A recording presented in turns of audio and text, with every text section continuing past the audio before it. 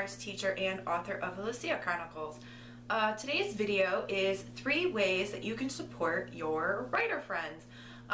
Recently, well, maybe not so recently, but over the last year or so, and kind of recently, I've had a couple conversations with some friends about my books, and I was kind of surprised that they were asking me so many questions, because a lot of the times people don't ask me really in-depth questions about my writing or about the writing process or about, querying agents and trying to get traditionally published or about how to self-publish.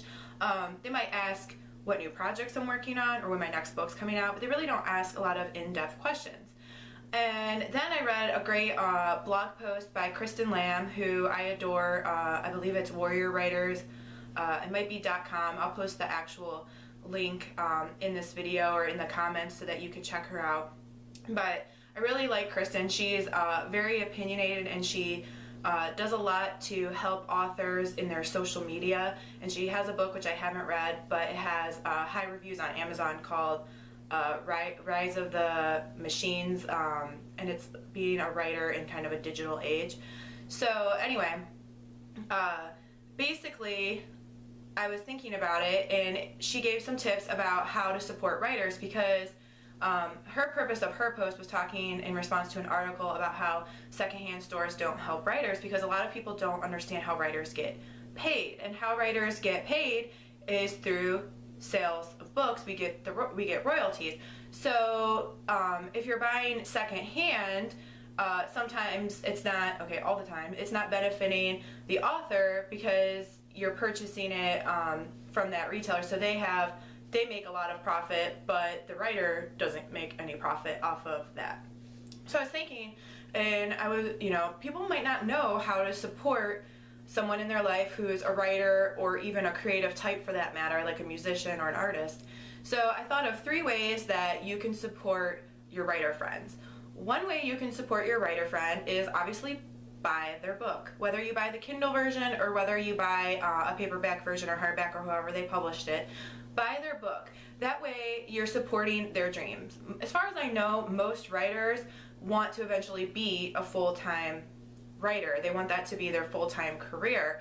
And if they're not making any money, obviously that can't happen.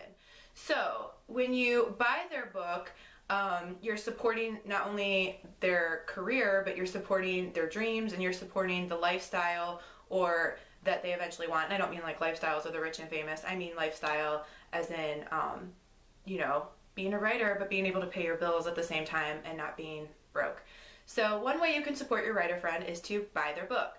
The second way you can support your writer friend is to write a good review. And I did not know this, or maybe I knew it and forgot, but if you write a good review, good reviews affect the algorithm of Amazon and gives your book more exposure. So if you write a good review because you enjoyed the book, then you're giving your writer friend even more exposure. And I will say that asking people for reviews has been really hard. Some people have done it, but most people have not. When I first started self-publishing, I did numerous Goodreads giveaways, and I'm pretty sure I got maybe only a couple reviews out of that.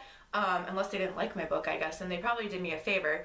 But like Kristen Lamb said in one of her blog posts, that her motto is if she likes it, she writes a review. If she doesn't like it, then she doesn't do anything. And I'm kind of the same way. If I think something's outstanding, then I'll write a review. Whereas if it's like a different type of product with a certain purpose and it doesn't work, then I'll write a review just to inform people. But reviews where people buy an article of clothing and then say 1 star, didn't fit. Really? The product got 1 star because you don't know what size you are? I don't think that's quite how it works.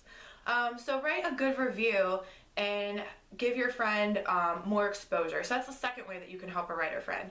The third way you can help a writer friend is word of mouth. When I first self-published, I read lots of articles, lots of ebooks and things, and real books from the library and from purchasing to figure out what is this? So how do you get exposure? And one of the biggest ways is word of mouth, is telling people about the book you read and why you enjoy it, buying the book, back to number 1, and maybe giving it as a gift. But word of mouth is how authors grow these days. There's not a lot of exposure, even if you get traditionally published. supply and demand. If you're not known, you don't get, the table in Barnes and Noble, or not in Barnes and Noble, or the end cap. You're alphabetical, spine facing out somewhere in your genre on a shelf, and the people who get exposure are the best-selling authors. And Kristen made an excellent point about how authors don't like, the bookstores now don't carry your backlist. I remember when I was a kid and I used to go to Walden Books. I loved the Babysitters Club when I was little, and I could get all the way back to number 1, or I could get the newest, number 98, or however high they eventually went. But now you can't really do that. I mean, you can do that if you go on Amazon, but you can't do that in like a Barnes and Noble, which is pretty much the only bookstore out by me besides Half Price Books, which stocks used books obviously, and some new books of like bestsellers. But other than that, like, we have no other in-store options around where I live anymore because all of our borders closed.